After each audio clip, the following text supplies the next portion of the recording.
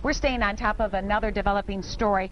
This is on the Asian carp invasion. The species DNA was discovered inside Lake Michigan for the very first time, but it is not clear if that means that the fish themselves are in the lake. That news coming as today we hear from the U.S. Supreme Court. 24-hour News 8's Tony Tagliavia filling us in on how the High Court weighed in today on this issue. And Susie, we're also hearing from the U.S. Army Corps of Engineers today on the day that the Supreme Court decided it would not grant Michigan's request to immediately close locks that connect the Great Lakes and the Mississippi River.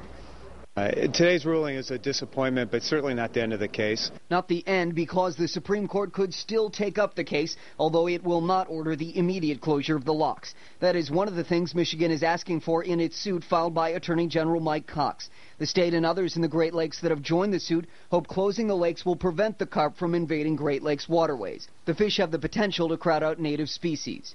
Evidence of Asian carp has been found near the locks, in a waterway north of the city of Chicago, and today in Calumet Harbor in Lake Michigan.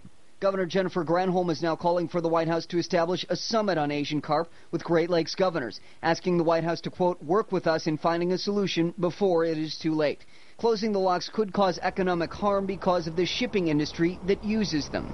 But Great Lakes leaders have said an invasion of Asian carp could threaten the region's $7 billion fishing industry. So if you had a scale, ours is way down here and theirs is up there because you can't really compare the economic costs at all. And Attorney General Cox says Army Corps of Engineers experts acknowledge that allowing the carp to get into the Great Lakes will be an economic and environmental disaster.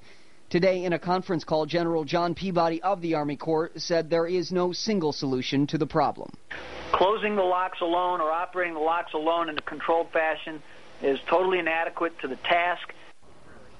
So the general there saying that closing the locks alone won't solve the problem. Now, the news that Asian carp DNA was found in Lake Michigan comes from these samples. There are about 700 out there put into Lake Michigan, 440 left to be tested by the University of Notre Dame, which is conducting samples, about 40 of them, every week. Back to you.